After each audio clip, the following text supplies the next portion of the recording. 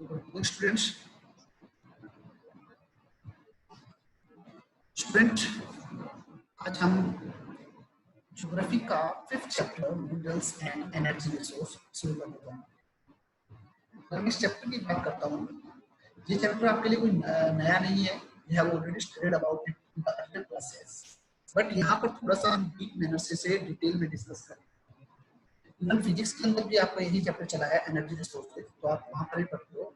तो geography and physics की अगर हम बात करते हैं, इसमें थोड़ा सा लिटिल बिट आपको डिफरेंस देखने को मिलेगा, बट एक दूसरे की ये हेल्प भी करेंगे कि आप कुछ ज़्यादा फिजिक्स में पढ़ते हो तो सिर्फ ज्योग्राफी में लिख सकते हो, कुछ ज़्यादा ज्योग्राफी में पढ़ोगे तो फिजिक्स में फिजिक्स में लिख सकते हो। सो लेट इट, इस चैप्टर के अंदर हम इस चैप्टर को दो पार्ट में डिवाइड करेंगे। The first one is minerals and the second one is energy resource.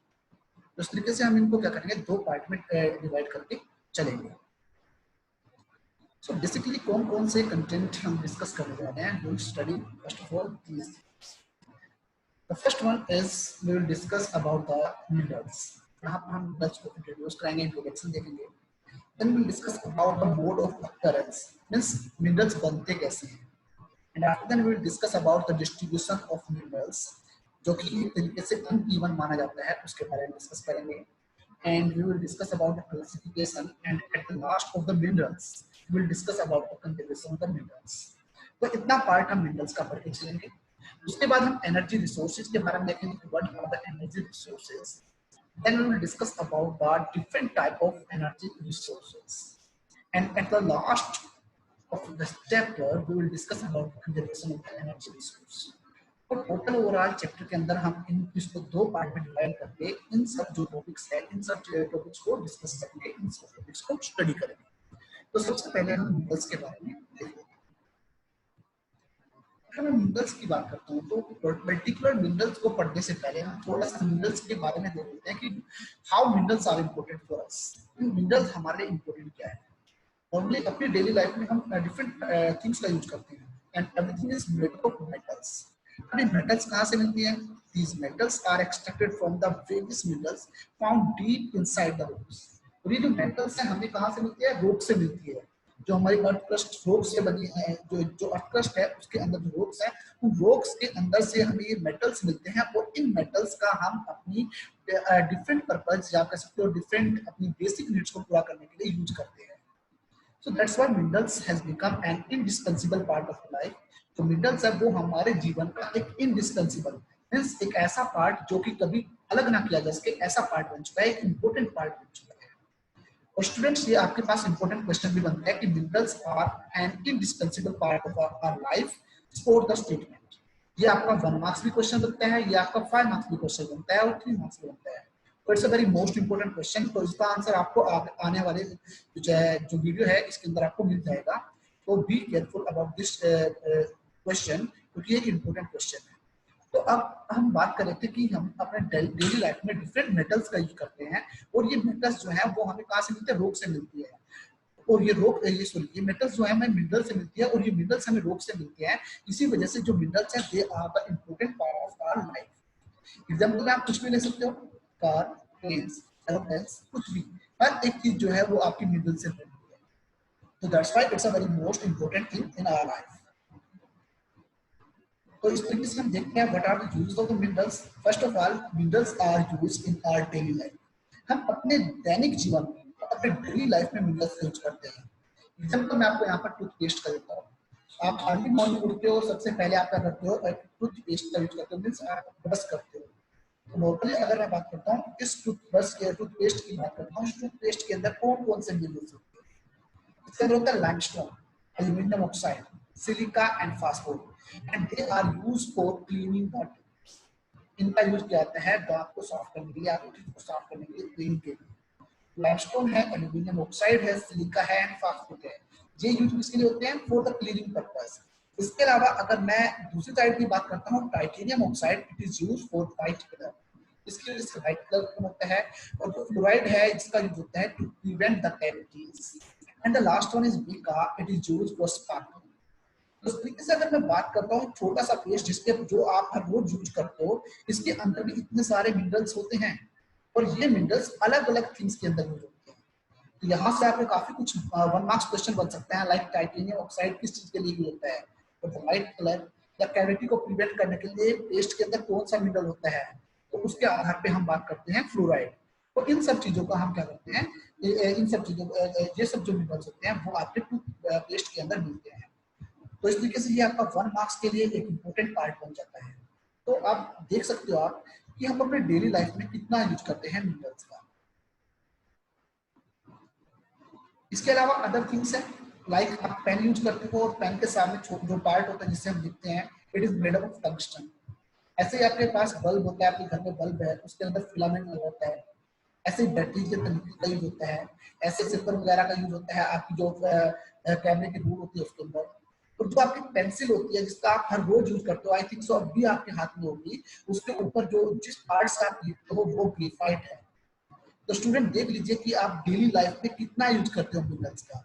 और कभी शायद आपने इस चीज को कोशिश भी नहीं की होगी कि ये किस टाइप का मिनरल है या कौन सा मिनरल है, कभी आपने ये जानने की भी कोशिश की। तो आगे हम अपनी चीज को अपने यूज ऑफ मिनरल्स को अभी फर्दर डिस्कस करते हैं। अब मिनरल्स की अगर हम बात करते हैं, they are also needed for our body.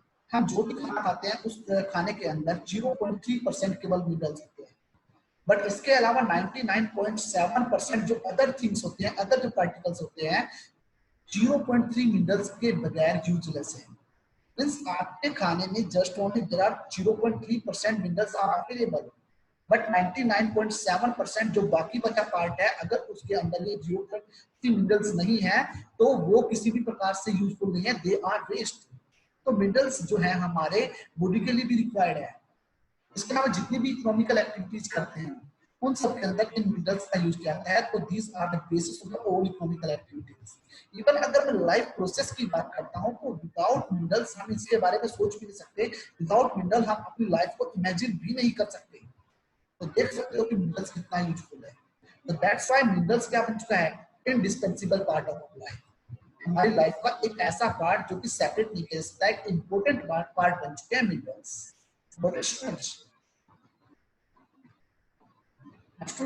Question जो मैंने अभी डिस्कस किया था, minerals are the indispensable part of our life, spot statement with examples. CBSE में तो 2016 के अंदर ये क्वेश्चन आया है and it's a 5 marks question, 5 marks के रूप में आया था। तो मैं आपको एक इसका आंसर दे देता हूँ, आप इस आंसर को क्लिक कर सकते हो and it's a very most important question. तो आप इसको क्लिक कर सकते हो कि किस प्रकार से जो मिनरल्स हैं they are the indispensable part of our life. किस तरीके से एक छोटी सी पिन से लेकर एक बड़ा से बड़ा टावर जो है वो सब मिनरल से बनता है। इवन आपकी रेलवे लाइंस है, या आप कह सकते हो जिस रोड के ऊपर से आप चलते हो, हर एक चीज के अंदर हम मिनरल्स का यूज करते हैं। कोई भी daily basic things like car, buses, trains, everything is made up of minerals. हर एक चीज मिनरल्स की बनी है। खाने के बारे में आपको बता चुका हूं कि फूड के अंदर 0.3% मिनरल्स होते हैं and they are most important, क्योंकि 99.7% जो अदर फूड स्टफ है दैट इज नॉट यूजफुल अगर आपको 0.3% मिनरल नहीं मिल सकते। और चाहे हम देश की डेवलपमेंट की बात करें या ह्यूमन बीइंग की डेवलपमेंट की बात करें, तो at the all stages of the development जो मिनरल्स हैं they are most important. So that's why minerals have become an indispensable part of our life. तो मिनरल्स है वो हमारी लाइफ का इंडिस्पेंसिबल पार्ट बन चुके हैं। तो ये स्टूडेंट आपका 1 मार्क्स भी क्वेश्चन हो सकता है, 3 मार्क्स भी हो सकता है, 5 मार्क्स भी हो सकता है and it's a very most important question. तो स्टूडेंट अब तक हम ये मिनरल्स के बारे में पढ़ चुके हैं। तो मिनरल्स होते क्या है, सबसे पहले इनको तो देख लेंगे। What is minerals? तो डेफिनेशन क्या है? It's a homogeneous naturally occurring substance with a definable internal structure. It is called mineral. Homogeneous इसका मतलब होता है जिसके अंदर केवल एक पर्टिकुलर थिंग विद्यमान होती है। इस नेचुरल मैनर से उत्पन्न होने वाले सब्सटेंसेस जिनका अपना खुद का एक डेफिनेट इंटरनल स्ट्रक्चर होता है वो कहलाते हैं मिनरल्स।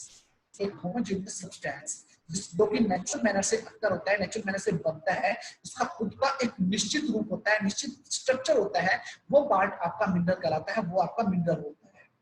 What students? अब रॉक्स हैं, they are the combination of the minerals. अब जितनी भी रॉक्स होते हैं उनके अंदर विभिन्न प्रकार के मिनरल्स मिलते हैं। इनमें से कुछ रॉक्स ऐसी होती हैं जिनके अंदर सिंगल मेटेरियल मिलता है, जैसे कि लाइमस्टोन। आप इसका एग्जांपल ले लीजिए, limestone. The important 1 marks question है कि give the example of some rocks will consist of a single minerals। वो आपका लाइमस्टोन होता है। ठीक है। बट इसके अलावा बहुत सारी ऐसी जो मैक्सिमम जो रॉक्स होते हैं उनके अंदर मोर देन 1 आपको मिनरल देखने को मिलता है, उसके अंदर मिनरल्स की का अमाउंट जो है वो अधिक होता है। अभी मिनरल्स मिलते कैसे हैं? The formation of the minerals depend upon the physical and chemical condition. The intern results in a wide range of colours, hardness, crystal form, lustre, density of a particular mineral. कोई भी mineral जो है वो किस प्रकार से बना है, उसकी फिजिकल और केमिकल कंडीशन क्या थी, उसके आधार पर डिसाइड होता है कि वो किस प्रकार का मिनरल है। मींस आप अगर अलग अलग सिचुएशन के अंदर अलग अलग मिनरल्स की बात करते हो तो उनके अंदर आपके उसके क्रिस्टल फॉर्म्स अलग अलग मिलेंगे। कोई हार्ड होगा, कोई सॉफ्ट होगा, किसी के अंदर चमक होगी, किसी के अंदर नहीं होगी, या कोई डार्क कलर का होगा, कोई ब्राउन कलर का होगा। तो हर एक प्रकार से जो मिनरल्स है वो डिफरेंट टाइप के मिलते हैं और जो कि डिपेंड इसके ऊपर करते हैं फिजिकल और केमिकल कंडीशंस के ऊपर। इसी चीज को आगे देखते हैं कि किस प्रकार से डिपेंड करते हैं। स्टूडेंट्स, मैं आपके सामने यहाँ पर 3 प्रकार के मिनरल्स दे रहा हूँ। First one is coal, second one is graphite and the third one is diamond. हर एक के अंदर क्या है? हर एक के अंदर कार्बन कंटेंट विद्यमान है, हर एक के अंदर कार्बन कंटेंट विद्यमान है। बट अगर मैं इन सब की बात करता हूँ, इन सब की वैल्यू अलग अलग है, इन सब का यूज भी अलग अलग है। ठीक है, इनको अलग अलग पर्पज से यूज कर सकते हो। जहाँ कोल को एक एनर्जी रिसोर्स के रूप में यूज करते हैं, तो डायमंड एक प्रीशियस मेटल्स है। आप इसके बारे में बात कर सकते हैं, डायमंड एक प्रीशियस थिंग है। तो इसी वजह से ये different colour, hardness, crystal form, lustre या डेंसिटी जो है पर्टिकुलर मिनरल्स की डिफरेंट मिलती है, क्योंकि वो डिपेंड इसके ऊपर करती है कि उनकी कंपोजिशन जो है या उनकी जो फॉर्मेशन है वो किस फिजिकल और केमिकल प्रॉपर्टीज के रूप में की गई है या किस कंडीशन के अंदर की गई है। वेदर कंडीशन क्या थी या उसके अंदर जो फॉर्मेशन की प्रोसेस क्या थी, इन सब चीजों के ऊपर ये डिपेंड करता है। ओके स्टूडेंट्स, Now, अब हम यहाँ पर 2 व्यक्ति बात करेंगे। The first one is geographers and the second one is geologist. हम geographers की बात करता हूँ। They study minerals as a part of earth crust for a better understanding of landform. वो लैंडफॉर्म को स्टडी करते हैं और वहां पर वो देखते हैं कि जो मिनरल्स है they are the part of earth crust. उनका मेन जो इंटरेस्ट होता है वो किसके अंदर होता है? They are interested in studying the distribution of minerals resource and economic activities. इस मिनरल अर्थ क्रस्ट के किस किस पार्ट में डिस्ट्रीब्यूट है, उनका मेन एम ये होता है किस एरिया के अंदर किस प्रकार का मिनरल मिल रहा है, कहां पर कौन सा एनर्जी रिसोर्स मिल रहा है। जियोग्राफर जो है वो इन सब चीजों से रिलेटेड होते हैं। But on the other hand अगर मैं जियोलॉजिस्ट की बात करता हूं तो geologist are those who study the formation, age and composition of the minerals. वो स्टडी करते हैं कि पर्टिकुलर मिनरल्स बना हुआ है उसकी फॉर्मेशन किस प्रकार से हुई है, वो कितना पुराना है, उसके अंदर फिजिकल और केमिकल प्रॉपर्टीज क्या है। जियोलॉजिस्ट इन सब चीजों के ऊपर फोकस करते हैं, जबकि जियोग्राफर का मेन जो इंटेंट होता है या मेन इंटेंशन जो होता है वो होता है कि मिनरल्स हमारे अर्थ क्रस्ट के ऊपर कहां पर किस प्रकार से विद्यमान है। तो this is the basic difference between these two person. तो ये भी आपके लिए एक 1 मार्क्स क्वेश्चन है कि distinguish between geologist and geographer, या आपसे इनकी डेफिनेशन आ सकती है कि जियोलॉजिस्ट कौन होते हैं और जियोग्राफर कौन होते हैं। Okay students, right? Now students will discuss about the mode of occurrence of minerals. इसका मतलब क्या है? इसका मतलब है कि मिनरल्स किस प्रकार से बनते हैं, हमें उनका पता होना चाहिए। अब तक हम मिनरल्स के बारे में पढ़ चुके हैं, मिनरल की डेफिनेशन पढ़ चुके हैं, why they are useful to us, इन सब चीजों को डिस्कस कर चुके हैं। तो मिनरल्स की फॉर्मेशन कैसे होती है उन सब चीजों को भी डिस्कस करना चाहिए। तभी तो हम बात कर सकते हैं कि मिनरल्स एक वैल्यूएबल पार्टिकल है या नहीं है, मींस कौन सा मिनरल हमारे लिए बेनिफिशियल है या नहीं है, इन सबको तभी तो डिस्कस कर सकते हैं। तो स्टूडेंट, क्या हम अर्थ क्रस्ट को एक्सट्रैक्ट करेंगे और डायरेक्टली मिनरल निकाल सकते हैं? नहीं, ऐसा कभी नहीं होगा। रीजन क्या है? जो मिनरल्स हैं दे आर फ्रॉम, सॉरी यहाँ पर 2-3 क्वेश्चन को डिस्कस करते हैं। तो इनमें से 1 क्वेश्चन है, explain any 3 different forms in which minerals generally अकर। ये सीबीएसई 2012 के अंदर आया है। How do minerals occur in sedimentary rocks. 15 और 16 के अंदर सीबीएसई के अंदर क्वेश्चन आया कि मिनरल्स जो है वो सेडिमेंट्री रॉक्स में कैसे बनते हैं। And how do minerals form in igneous and metamorphic rock. 2011 and 16 के अंदर आया है। एंड डिफाइन द प्लेसर डिपॉजिट्स, जो कि सीबीएसई 2015 के अंदर आया है। और मोड ऑफ अकरेंस के अंदर हमें इन क्वेश्चंस का आंसर मिले। So these are most important question, और ये सारे के सारे क्वेश्चन के अंदर का मैं बात करता हूं। जस्ट ओनली डिफाइन प्लेसर डिपॉजिट, ये क्वेश्चन आपका 1 मार्क्स का है। इसके अलावा ऊपर वाले जो 3 क्वेश्चंस हैं ये आपके हैं 3 मार्क्स और 5 मार्क्स। तो आगे जब मैं मोड ऑफ ऑकरेंस आपको डिस्कस करूंगा तो उसके अंदर आपको इनके आंसर्स मिलेंगे and these are very most important questions. Okay students, now students, मैंने ऐसे बात की थी कि क्या मिनरल्स हमें डायरेक्टली मिल जाते हैं? नहीं, मिनरल्स हमें मिलते हैं इन द फॉर्म ऑफ ओर्स। अब ओर क्या होते हैं सबसे पहले हमें बताना चाहिए। An ore is a naturally occurring material having one or more minerals in sufficient concentration mixed with other element। और जो ये other element होते हैं ये क्या होते हैं? These are impurities। जो एक मिनरल है वो पहले ओर की फॉर्म में होता है। ओर एक तरीके से रॉ मटेरियल होता है मिनरल का, इसके अंदर अदर मटेरियल भी होते हैं जो कहलाते हैं इम्प्योरिटीज। और सबसे पहले हम क्या करेंगे, उस इम्प्योरिटीज को उस मिनरल से अलग करेंगे, देन हमें मिनरल मिलेगा। तो मिनरल्स जो मिलते हैं वो किसके फॉर्म में मिलते हैं? Get minerals in the form of ore, ore के रूप में मिलते हैं। अब ओर को थोड़ा सा और देख लेते हैं कि क्या हम किसी भी चीज को देखेंगे और उसके अंदर मिनरल निकालेंगे तो पर्टिकुलर उस ओर मींस किस तरीके से हम उस ओर से पर्टिकुलर मिनरल को एक्सट्रैक्ट करेंगे, ऐसे क्या कंडीशंस होनी चाहिए उस ओर के अंदर कि हमें उस मिनरल्स को निकालना है, उसके बारे में देखते हैं। स्टूडेंट्स, एल्यूमिनियम मिनरल्स की बात करते हैं। देयर आर 150 ओर्स जिनसे हम एल्यूमिनियम मिनरल्स निकाल सकते हैं। अबाउट 150 ओर्स हैं आपके जहां से आप एल्यूमिनियम मिनरल्स निकाल सकते हो, बट ओनली बॉक्साइट एक ऐसा सिंगल है जहां पर एल्यूमिनियम ओर का कंटेंट ज्यादा होता है और उसी से एक्सट्रैक्ट किया जाता है। ऐसे 150 टाइप के ओर मिलते हैं जहां से आप एल्यूमिनियम निकाल सकते हो, बट इकोनॉमिकल मैनर से वो वाइबल नहीं है, इकोनॉमिकल मैनर से बेनिफिशियल नहीं है। उनके अंदर आप एक्सपेंड ज्यादा कर दोगे, एक्सपेंडिचर ज्यादा कर दोगे, खर्च ज्यादा कर दोगे, पर उससे बेनिफिट कम मिलेगा, प्रॉफिट कम मिलेगा।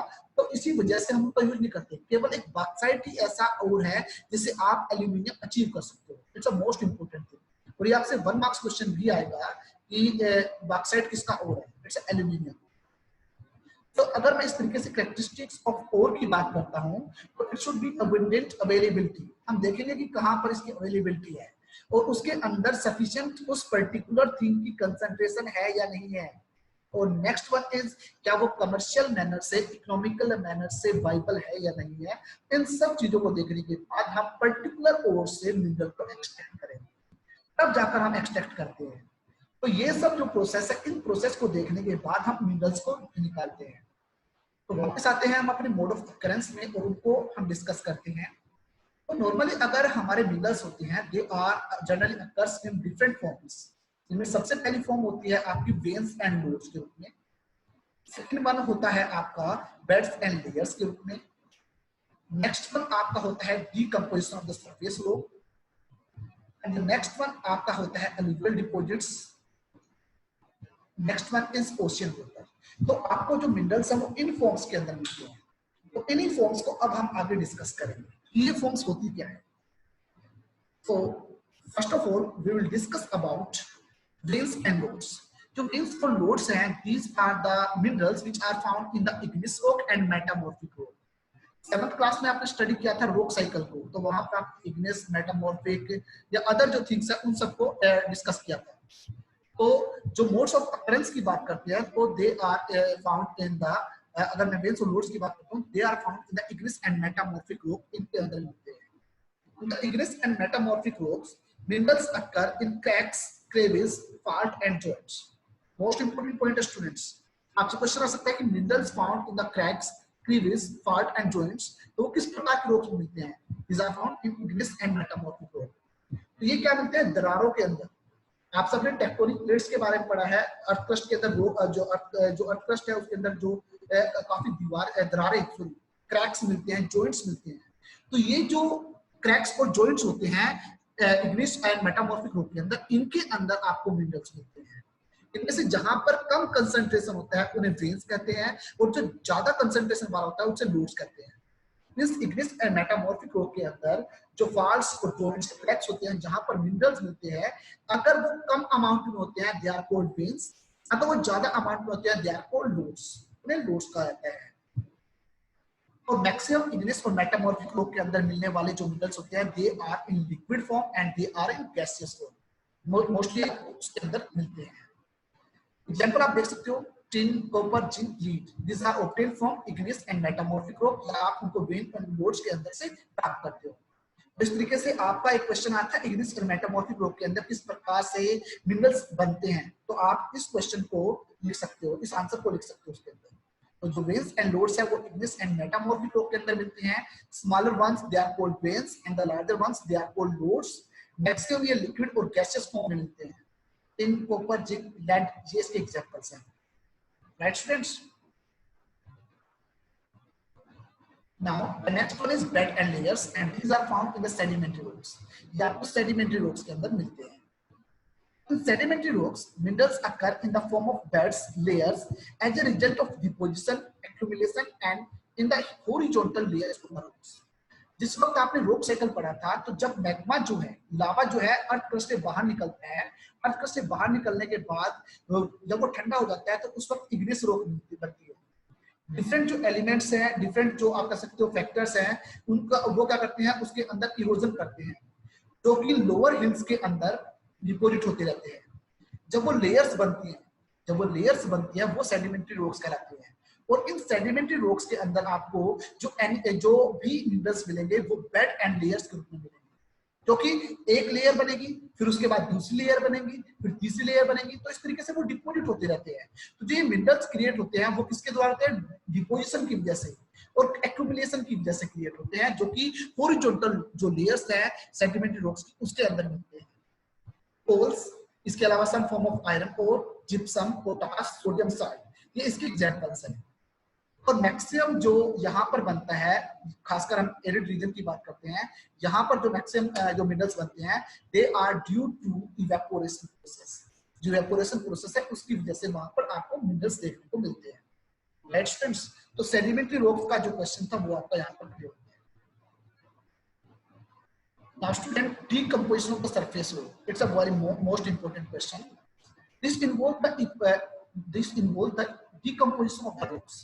यहाँ पर रॉक्स होते हैं डिकम्पोज होती हैं, जिसकी वजह से जो सोल्यूबल पार्टिकल्स होते हैं, कंस्टिट्यूएंट होते हैं, वो तो रिमूव हो जाते हैं वाटर की वजह से, और इसके बाद जो बचा हुआ पार्ट होता है जो कि वाटर की वजह से नहीं निकल सकता, वो कहलाता है, उसके अंदर जो मिलने वाला मिनरल्स है वो कहलाता है आपका decomposition of the surface. Students, जब रॉक्स डीकम्पोज होती है due to water, due to other factors, तो उसके अंदर जो सोल्यूबल कंटेनर कॉन्स्टिट्यूएंट होते हैं, मींस पार्टिकल्स होते हैं, वो तो पानी की वजह से या उसके अदर थिंग्स की वजह से वहां से खत्म हो जाते हैं। बट ऐसा पार्ट जो कि नहीं वहां से खत्म हो सकता, जो कि पानी के द्वारा वॉश अवे नहीं हो सकता, हटाया नहीं जा सकता, तो जो बचा हुआ जो पार्ट होता है उसके अंदर जो मिनरल्स मिलते हैं they are called the decomposition of the surface rock. और बॉक्साइट इसका आपका एग्जांपल है। तो बॉक्साइट से अभी आपको बताया था कि बॉक्साइट किसका ओर है, इट्स ओर ऑफ एल्यूमिनियम। उस तरीके से आप देख सकते हो कि डीकम्पोजिशन ऑफ सरफेस रॉक के अंदर किस प्रकार की सिचुएशन होती है। आप पिक्चर के माध्यम से देख सकते हो कि रॉक जिस प्रकार से डीकम्पोज होती है, उसके बाद जो सोल्यूबल कॉन्स्टिट्यूएंट है वो वहां से निकल जाते हैं, और उसके बाद जो बचा हुआ पार्ट होता है दैट इज वो पार्ट होता है वो मिनरल्स कहलाता है, decomposition of the surface rock. Now students, we will discuss about the alluvial deposit. तो मेरा पहला क्वेश्चन आपसे यहीं पर ये होगा कि हमारे इंडिया के अंदर कौन सा ऐसा पार्ट है जहां पर अलुवियल सॉइल मिलती है? आंसर आपका इसका नॉर्थर्न प्लेन होगा। मोस्टली अगर मैं बात करता हूं हमारा नॉर्थर्न प्लेन ऑफ इंडिया, इसके अंदर बहुत ही कम अमाउंट के अंदर आपको मिनरल्स देखने को मिलेंगे। मैक्सिमम जो मिनरल्स हैं they are found in the peninsular plateau, या छोटा नागपुर प्लेट्यू जो है वहां पर मिलते हैं। तो अलुवियल डिपॉजिट की अगर मैं बात करता हूं तो some minerals are found in the sand of valley floor and at the base of the hills. और द बेस का मतलब है foot hills of the mountain. अब माउंटेन से जो भी आप कह सकते हैं पानी के माध्यम से या किसी की वजह के माध्यम से जो इरोजन होता है, और वो सेडिमेंट जब वो फुट हिल्स में आ जाते हैं या आप कह सकते हो लोअर वैली हिल्स में आ जाते हैं, वहां पर भी आपको कुछ मिनरल्स मिलते हैं। और उस एरिया में मिलने वाले मींस अलुवियल डिपॉजिट एरिया के अंदर मिलने वाले या उस वैली फ्लोर के अंदर मिलने वाले जो मिनरल्स होते हैं they are called placer deposit. उन्हें हम प्लेसर डिपॉजिट के नाम से जानते हैं। तो आपका ये 1 मार्क्स प्लेसर डिपॉजिट जो है वो भी यहाँ पर They are not coated by water. ये पानी की वजह से हटाए नहीं जा सकते, ये पानी की वजह से वहां से नहीं हटाए जा सकते। तो यही कारण है कि वो वहां पर ही डिपॉजिट हो जाते हैं और उन्हें ही हम प्लेसर डिपॉजिट करते हैं। एग्जांपल में आप गोल्ड, सिल्वर, प्लेटिनियम, एंटीन ले सकते हैं। तो these are the example of it. तो आपको पता चल गया कि अलुवियल डिपॉजिट क्या होते हैं, प्लेसर डिपॉजिट क्या कहलाते हैं। Now students, ओशन वाटर, अगर मैं आपको आपको अपनी अर्थ सरफेस की बात करता हूँ, पूरी अर्थ की बात करता हूँ, तो 71% अर्थ सरफेस ऐसी है जो कि आपकी पानी से घिरी हुई है, और इनमें से अगर मैं 97% पानी की बात करता हूँ, they are found in the oceans. तो जो ओशियन वाटर्स हैं, इट कंटेन्स मैनी मिनरल्स, इसके अंदर भी काफी मिनरल्स मिलते हैं। नॉर्मली अगर हम कॉमन साल्ट की बात करते हैं, NaCl, sodium chloride, I think so ये बोला जाता है, ऐसे मैग्नीशियम, ब्रोमाइड, ये तो आपको ओशियन वाटर से मिल सकते हैं। बट इसके अलावा अगर मैं अदर थिंग्स की बात करता हूँ, लाइक मैग्नीज नूडल्स, ये जो है वो आपको ओशियन की डेप्थ के अंदर मिलेंगे। जो ओशियन वाटर है उससे आप कॉमन साल्ट, मैग्नीज और ब्रोमाइड ले सकते हो, बट अगर आप ओशियन की डेप्थ में चले जाते हो तो वहां पर आपको मैग्नीज नूडल्स मिल सकते हैं, जिसके अंदर आप कह सकते हैं मैग्नीज जो मिनरल्स है वो इजीली मिल सकते हैं, वो आपको मिलेगा at the bottom of the ocean floor. Okay students, तो इस तरीके से these are the mode of occurrence minerals, ये आपको वो स्टेप है जिनसे आपको पता चल सकता है कि मिनरल्स किस प्रकार से अकर हो सकते हैं। स्टूडेंट, ये आपका अलग से क्वेश्चन आ सकता है कि describe the different mode of the occurrence of the mineral. तो आपको ये 5 टाइप की जो मिनरल्स है या 6 टाइप की जो टाइप्स थी उनको आपको डिस्कस करना पड़ेगा, या इसके अलावा आपको पर्टिकुलर एक मोड दे दिया जाएगा और उसके आधार पर आपको क्वेश्चन पूछा जाएगा। तो दीज आर इंपॉर्टेंट थिंग्स। आप ओशियनिक वाटर को देख सकते हो कि किस प्रकार से ओशियनिक वाटर में, और यहाँ पर देखिए डीप इनसाइड, आप पिक्चर में देख सकते हो डीप इनसाइड जो थिंग्स है वहां से आपको किस प्रकार से मिलता है, ये जो मैग्नीज नूडल्स है वो किस प्रकार से मिलेंगे। Okay students, I hope everything is clear to all of you. So now I'll allow you to ask the question and you can ask the questions. Wait students.